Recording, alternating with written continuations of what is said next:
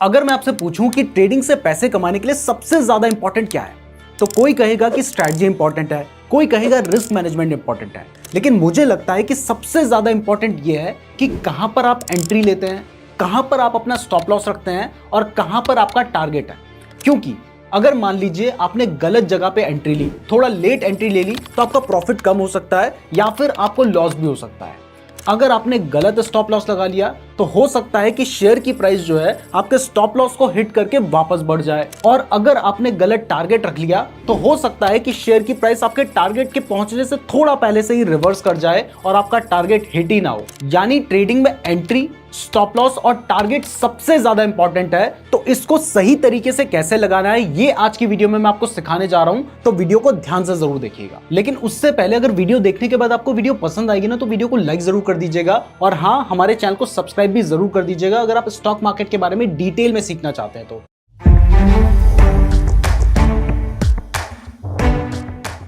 सबसे पहले हम एंट्री के बारे में बात करते हैं। अभी मैं एग्जांपल के लिए आपको यहां पर दिखा रहा हूं, इसके बाद मैं आपको चार्ट में भी समझाऊंगा, तो पहले यहां पर समझ लेते हैं। तो एग्जांपल के लिए समझ लेते हैं कि ये आपका रेजिस्टेंस है और यहां पर आपका सपोर्ट है।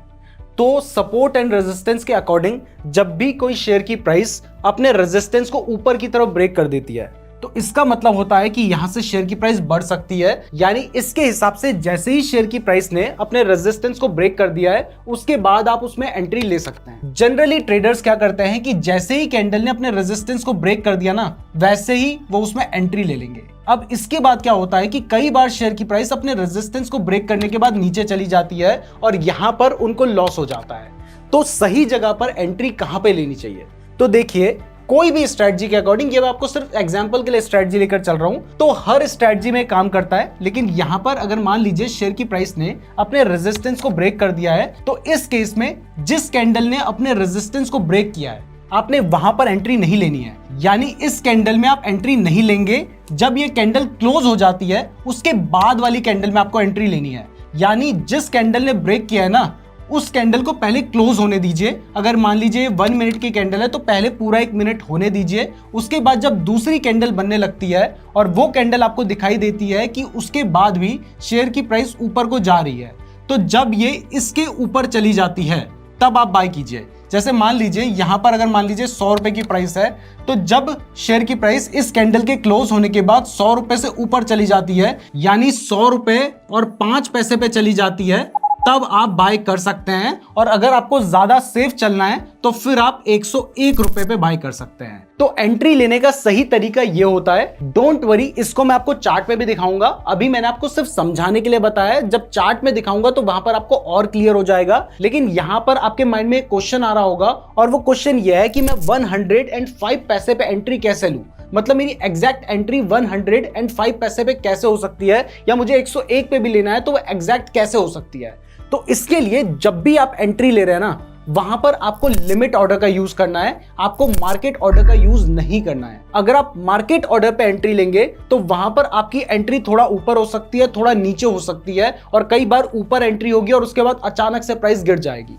तो आपने मार्केट ऑर्डर पे एंट्री नहीं लेनी है। अब ये लिमिट ऑर्डर क्या होता है और लिमिट ऑर्डर लगाना कैसे है, ये मैं आपको लाइव दिखाता हूं। लेकिन उससे पहले आपने कमेंट करके बताना है कि जब भी आप एंट्री लेते हैं किसी भी ट्रेड में, तो वो आप लिमिट ऑर्डर के थ्रू लेते हैं या फिर मार्केट ऑर्डर के थ्रू लेते हैं। ये बहुत ही ज्यादा इंपॉर्टेंट है, आगे आपके काम आएगा, इसलिए अभी के अभी कमेंट कर दीजिए। साथ ही अगर आपको ये वीडियो पसंद आएगी ना, तो वीडियो को लाइक भी कर देना। और इसके साथ ही अगर आप स्टॉक मार्केट के बारे में, ट्रेडिंग के बारे में डिटेल में सीखना चाहते हैं, तो हमारे चैनल को सब्सक्राइब भी जरूर कर दीजिएगा। तो एग्जाम्पल के लिए मैं आपको निफ्टी का 21,600 का कॉल ऑप्शन का लिमिट ऑर्डर लगा के दिखाता हूँ। ये 4 जनवरी की एक्सपायरी का है। तो यहाँ पर लिमिट ऑर्डर लगाने के लिए आपने इस पे क्लिक करना है। उसके बाद यहाँ पर बाय करने का ऑप्शन आता है, तो आपने बाय पे क्लिक कर देना है। उसके बाद जितने भी लॉट आपको बाय करने हैं, जैसे 1 लॉट बाय करना है, तो आपने 1 पे सेलेक्ट कर लिया है। अब यहाँ पर क्या है, by default market price selected है। तो इसके बाद अगर आप बाय करेंगे तो जो भी उस टाइम पर प्राइस चल रही होगी, उस प्राइस में वो बाय हो जाएगा। लेकिन इस केस में आपने अपनी स्ट्रेटजी के हिसाब से देखना है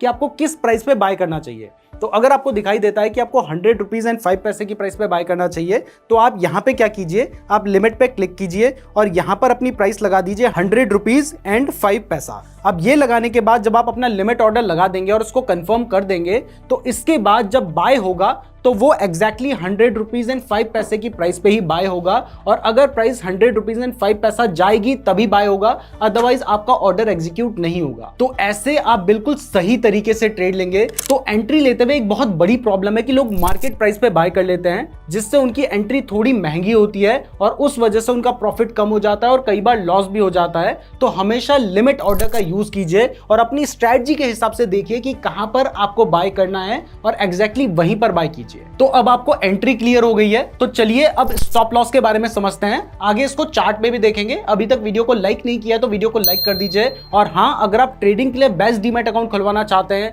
या जो डीमैट अकाउंट मैं यूज कर रहा हूं उसको खुलवाना चाहते हैं, तो कुछ अच्छे डीमैट अकाउंट के लिंक मैंने आपको डिस्क्रिप्शन पे दे रखे हैं, तो डिस्क्रिप्शन जरूर चेक कर लीजिएगा। तो अब सेम सिचुएशन में अगर मान लीजिए आपने अपना स्टॉप लॉस लगाना है, तो वो आप कहां लगाएंगे? अब जनरली लोग क्या करते हैं कि जिस कैंडल ने ऊपर की तरफ ब्रेकआउट दे दिया है, वो क्या करते हैं उस कैंडल के जस्ट नीचे, यानी यहां पर अगर मान लीजिए 90 रुपीज की प्राइस है, तो वो 90 रुपीज में ही अपना स्टॉप लॉस लगा देते हैं। लेकिन ये एक बहुत बड़ी गलती है, क्योंकि इस केस में आपने अपना स्टॉप लॉस एग्जैक्टली 90 पे नहीं रखना है, क्योंकि कई बार प्राइस क्या होती है वो 90 पे आएगी और वापस बढ़ जाएगी, क्योंकि यहां पर एक तरह से उसके लिए सपोर्ट होता है। ये भी एक सपोर्ट है, लेकिन वो भी सपोर्ट की तरह काम करता है। तो प्राइस कई बार 90 पे आने के बाद वापस बढ़ जाती है, जिससे आपका स्टॉप लॉस हिट हो जाता है। तो आपने 90 पे अपना स्टॉप लॉस नहीं लगाना है, बल्कि इससे थोड़ा नीचे, यानी आप 89 पे अपना स्टॉप लॉस रख सकते हैं, 88 पे अपना स्टॉप लॉस रख सकते हैं। और अगर मान लीजिए आप बहुत बड़ी पोजीशन लेते हैं, कई लाख का आपने ट्रेड ले रखा है, तो फिर आप 90 रुपीज से थोड़ा कम, यानी 89 रुपीज एंड 50 पैसे 60 पैसे ऐसे भी अपना स्टॉप लॉस लगा सकते हैं। लेकिन हमेशा जिस कैंडल ने ब्रेकआउट दिया है उसका जो लोएस्ट पॉइंट है उससे नीचे रखना है, उसके लोएस्ट पॉइंट पे स्टॉप लॉस नहीं रखना है। तो इस तरीके से स्टॉप लॉस लगाया जाता है। अब टारगेट की बात करें तो देखिए, टारगेट ना जनरली स्ट्रेटजी के हिसाब से देखा होता है। हर स्ट्रेटजी का अपना एक टारगेट हो सकता है, लेकिन इन जनरल मैं आपको बता दूं कि जो भी ट्रेड आप ले रहे हैं उसमें आपका जितना स्टॉप लॉस है उसके 2 टाइम्स का तो आपका मिनिमम टारगेट होना चाहिए। अगर आपको 2 टाइम्स का टारगेट नहीं मिल रहा है ना, फिर तो आपको वो ट्रेड लेना ही नहीं चाहिए, और ज्यादा बेटर है कि आपका जो टारगेट है वो 3 टाइम्स का हो। जैसे मान लीजिए अगर इस केस में आपको 10 रुपए का स्टॉप लॉस लगाना पड़ रहा है, यानी अगर आपको लॉस होता है तो पर क्वांटिटी में आपको 10 रुपए का लॉस हो रहा है, तो आपका जो टारगेट है वो मिनिमम 20 रुपीज का होना चाहिए, और बेटर है कि वो 30 रुपीज का हो। अगर आपकी स्ट्रेटजी के हिसाब से आपको 10 रुपए के स्टॉप लॉस में मिनिमम 20 रुपीज का टारगेट नहीं मिल रहा है, तो फिर आपको उस ट्रेड को अवॉइड करना चाहिए। तो इस तरीके से जब आप बाय कर रहे होते हैं, वहां पर आपको अपनी एंट्री लेनी है, स्टॉप लॉस लगाना है और टारगेट रखना है। अब अगर मान लीजिए आप सेल कर रहे हैं, तो वहां पर आप एंट्री कहां पे लेंगे, स्टॉप लॉस कहां पे लगाएंगे और टारगेट कहां पे होगा, चलिए अब वो भी समझ लेते हैं। तो अगर मान लीजिए आप शॉर्ट सेल कर रहे हैं या फिर आप पुट ऑप्शन बाय करना चाहते हैं, तो यहां पर शेयर की प्राइस गिरने से आपको प्रॉफिट होता है। तो अगर आपको पता चलता है कि यहां से शेयर की प्राइस गिर सकती है, तो यहां पर आप शॉर्ट करने की पोजीशन लेने की सोचेंगे। लेकिन यहां पर ट्रेडर्स क्या गलती करते हैं कि जैसे ही शेयर की प्राइस अपने सपोर्ट को ब्रेक कर देती है ना, वो उसी कैंडल में अपनी एंट्री ले लेते हैं। लेकिन आपने एंट्री यहां पर नहीं लेनी है। तो इस केस में ज्यादातर ट्रेडर्स क्या गलती करते हैं कि जिस कैंडल ने ब्रेक डाउन दिया है ना, उसी कैंडल में एंट्री ले लेते हैं, यानी वो इसी कैंडल में एंट्री ले लेंगे। लेकिन ये गलत है, आपने इस कैंडल में एंट्री नहीं लेनी है, आपने वेट करना है इस कैंडल के क्लोज होने का। तो अगर मान लीजिए ये आपकी 5 मिनट की कैंडल है, तो आपने 5 मिनट वेट करना है इस कैंडल के क्लोज होने का, और जब ये कैंडल हमारा जो सपोर्ट है उसके नीचे क्लोज हो जाती है, तो उसके बाद वाली कैंडल में आपने एंट्री लेनी है। यानी इस केस में आपने एंट्री इस कैंडल में नहीं लेनी है, आपने एंट्री लेनी है इसके बाद वाली कैंडल में, यानी इस कैंडल में। अब इस कैंडल में आप एंट्री कहां पर लेंगे, तो वो एंट्री आप लेंगे इस कैंडल की क्लोजिंग के नीचे या फिर इसके लो के नीचे लो, और ज्यादा बेटर है। तो आप यहां पर अगर मान लीजिए इसका जो लो है वो 90 रुपीज का है, तो आप 90 रुपीज से थोड़ा नीचे यानी 89 रुपीज एंड 50 पैसे पे एंट्री ले सकते हैं। तो यहां पर जाकर आपकी एंट्री हो सकती है, और एंट्री के लिए आप फिर से लिमिट ऑर्डर का यूज कर सकते हैं। तो इस तरीके से आपकी एंट्री हो जाएगी। अब अगर स्टॉप लॉस की बात करें, तो यहां पर आपका स्टॉप लॉस होगा जिस कैंडल ने ब्रेक डाउन दिया है, यानी इस कैंडल ने ब्रेक डाउन दिया है तो इसके हाई के ऊपर। तो अगर मान लीजिए इसका जो हाई है वो 100 रुपीज का है, तो 100 के ऊपर यानी 100 रुपीज एंड 50 पैसा पे आप अपना स्टॉप लॉस लेकर चल सकते हैं। यहां पर ध्यान रखिए कि आपको प्राइस गिरने पर प्रॉफिट होने वाला है। और टारगेट के लिए फिर से मैंने आपको बताया कि आपकी जो स्ट्रेटजी होती है ना, जो भी स्ट्रेटजी आप फॉलो कर रहे हैं उसके हिसाब से आपका कोई ना कोई टारगेट बन रहा होगा, लेकिन जो भी टारगेट बन रहा हो उसमें आपका रिस्क टू रिवॉर्ड रेशियो जो है वो मिनिमम 1:2 का होना चाहिए। यानी अगर आपको 10 रुपए का लॉस हो रहा है तो आपको मिनिमम 20 रुपए का प्रॉफिट होना चाहिए। इस हिसाब से आपको अपना टारगेट लेकर चलना है। अब ये अगर आपको समझ आ गया है तो चलिए मैं आपको चार्ट में भी दिखा देता हूं कि किस तरीके से आप ट्रेड लेंगे। वैसे यहां पर मैं आपको बता दूं कि हमने स्टॉप लॉस के ऊपर एक बिल्कुल सेपरेट वीडियो बना रखी है, उसमें स्टॉप लॉस के बारे में बहुत डिटेल में डिस्कस किया है।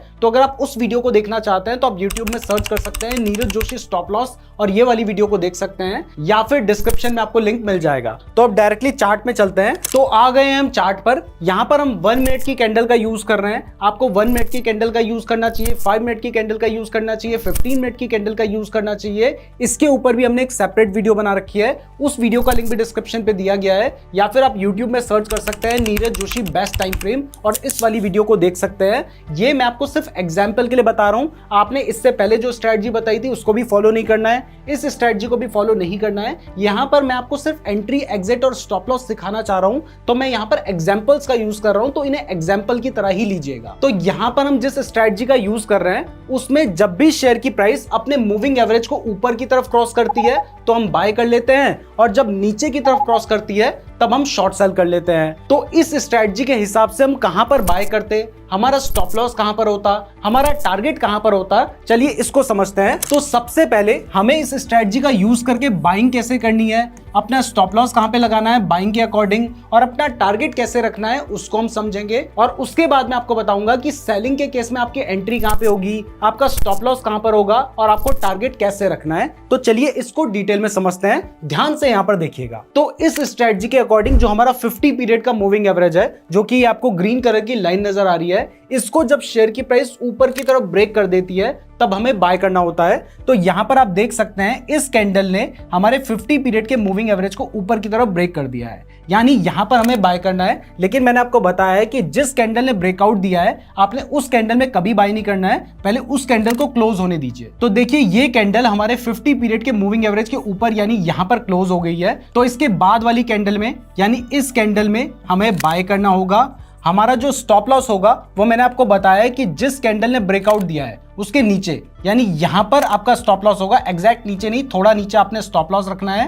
तो यहां पर आप अपना स्टॉप लॉस लेकर चलेंगे। और टारगेट के लिए इस स्ट्रेटजी के अकॉर्डिंग जब भी शेयर की प्राइस हमारा जो ये 50 पीरियड का मूविंग एवरेज है इसको नीचे की तरफ ब्रेक कर देती है तो वहां पर हम अपना टारगेट लेते हैं। तो यहां पर हमारा टारगेट होगा, तो जैसे ही ये ब्रेक कर देती है ना वैसे ही आप अपना टारगेट मानकर चल सकते हैं। तो इस तरीके से आप बाइंग कर सकते हैं। अब देखिए अगर आपने इस तरीके से बाइंग की होती तो आपने यहां पर बाय कर लिया होता, लेकिन इसके बाद आपका जो शेयर की प्राइस थी वो यहां तक आई थी, यानी वो आपके स्टॉप लॉस को टच नहीं करती और उसके बाद वापस बढ़ जाती। जबकि अगर आपने अपना स्टॉप लॉस थोड़ा ऊपर लगा रखा होता तो हो सकता था कि शेयर की प्राइस आपके स्टॉप लॉस को टच करने के बाद ऊपर बढ़ जाती, लेकिन क्योंकि आपने सही स्टॉप लॉस लगाया था तो अब वो टच नहीं करी और ऊपर बढ़ गई। कुछ केसेस में तब भी स्टॉप लॉस हिट होंगे। कोई भी ऐसा तरीका नहीं है ट्रेडिंग में जो कि हमेशा काम करेगा, लेकिन सही तरीका क्या है वो मैं आपको समझा रहा हूं। तो सही तरीका बाइंग के केस में एंट्री, स्टॉप लॉस और टारगेट का यही है। अब सेलिंग के केस में देखते हैं कि वहां पर आपकी एंट्री कहां पे होगी, स्टॉप लॉस कहां पर होगा और टारगेट कहां पर होगा। तो सेलिंग के केस में या फिर जब हम पुट ऑप्शन बाय कर रहे हैं वहां पर हमें प्राइस गिरने से प्रॉफिट होता है। तो इस केस में जब भी शेयर की प्राइस हमारा जो 50 पीरियड का मूविंग एवरेज है उसको नीचे की तरफ ब्रेक करती है इस स्ट्रेटजी के अकॉर्डिंग, तो वहां पर हमें शॉर्ट सेल करना होता है या फिर एंट्री लेनी होती है। तो यहां पर आप देख सकते हैं कि ये वाली जो कैंडल है इसने हमारा जो 50 पीरियड का मूविंग एवरेज है उसको नीचे की तरफ ब्रेक कर दिया है। तो इस केस में आपने इस वाली कैंडल में एंट्री नहीं लेनी है, आपने इसके बाद वाली कैंडल में जब ये कैंडल क्लोज हो जाती है वहां पर एंट्री लेनी है, और वो एंट्री भी आप अपना लिमिट ऑर्डर लगा कर लेंगे। तो अगर मान लीजिए यहां पर जो शेयर की प्राइस है वो एग्जाम्पल के लिए 2600 रुपीज है, तो आप 2600 से थोड़ा नीचे यानी 2599 रुपीज पर अपनी एंट्री रखेंगे। और आपका जो स्टॉप लॉस होगा वो स्टॉप लॉस कहां पर होगा, वो स्टॉप लॉस होगा जिस कैंडल ने ब्रेक डाउन दिया है उसके ऊपर। तो अगर मान लीजिए यहां पर जो शेयर की प्राइस है वो 2605 रुपीज है, तो यहां पर आपका स्टॉप लॉस होगा।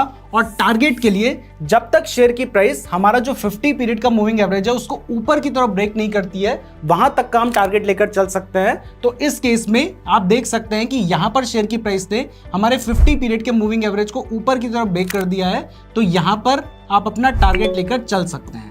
तो इस तरीके से आप यहां पर ट्रेड करेंगे। तो अगर मान लीजिए आपने इस तरीके से यहां पे ट्रेड लिया होता तो आपकी जो एंट्री होती है वो मैं आपको लगभग बता रहा हूं, तो वो होती लगभग 2599 रुपीज पे। आपका जो स्टॉप लॉस था वो बहुत छोटा था, 2-3 पॉइंट का, लेकिन फिर भी मैं कह लेता हूं कि यहां पर आपका स्टॉप लॉस होता 2605 रुपीज का। और टारगेट के लिए यहां पर जो शेयर की प्राइस है वो 2580 रुपीज के आसपास है, तो यानी यहां पर आपका जो टारगेट होता वो 2580 रुपीज का होता। यानी आपका जो स्टॉप लॉस था वो लगभग 5 पॉइंट का था और आपका जो टारगेट था वो लगभग 20 पॉइंट का था। आप इससे माइनस करके देख सकते हैं, लगभग मैं आपको बता रहा हूं। तो यहां पर आपका जो रिस्क रिवॉर्ड रेशियो था वो 1:4 का बनता। तो इस केस में आपके जो स्टॉप लॉस हिट होने के चांसेस होते वो कम होते, टारगेट हिट होने के जो चांसेस होते वो ज्यादा होते, और आपने एंट्री भी सही ली होती। मैं यहां पर फिर से क्लियर कर दूं, हर बार जरूरी नहीं है कि कोई भी चीज काम करेगी, लेकिन सही तरीका क्या है, कौन सा सही तरीके से एंट्री लेनी है, कौन से सही तरीके से स्टॉप लॉस लगाना है, कौन से सही तरीके से अपना टारगेट लेकर चलना है, वो आज मैंने आपको समझा दिया है। मैं उम्मीद करता हूं कि आपको ये क्लियर हो गया होगा। अगर क्लियर हुआ है तो कमेंट करके एक बार बता देना कि हाँ मुझे सब कुछ क्लियर हो गया है। इसके साथ ही वीडियो को लाइक जरूर कर दीजिएगा। और हाँ, अगर आप ट्रेडिंग के लिए बेस्ट डीमैट अकाउंट खुलवाना चाहते हैं तो डिस्क्रिप्शन में लिंक दिया है, वहां से आप अपना डीमैट अकाउंट खुलवा सकते हैं। साथ ही अगर आप ट्रेडिंग के बारे में सीखना चाहते हैं, जैसे आप ऑप्शन ट्रेडिंग के बारे में सीखना चाहते हैं, तो यहाँ पर आपको 6 वीडियो की एक प्लेलिस्ट नजर आ रही है। आप इसको देखकर ऑप्शन ट्रेडिंग के बारे में फ्री में बहुत कुछ सीख सकते हैं। अगर आप कैंडलस्टिक पैटर्न के बारे में सीखना चाहते हैं तो यहां पर आपको एक प्लेलिस्ट नजर आ रही है, आप उस प्लेलिस्ट को देख सकते हैं। मैं उम्मीद करता हूं आपको वीडियो पसंद आई होगी। धन्यवाद।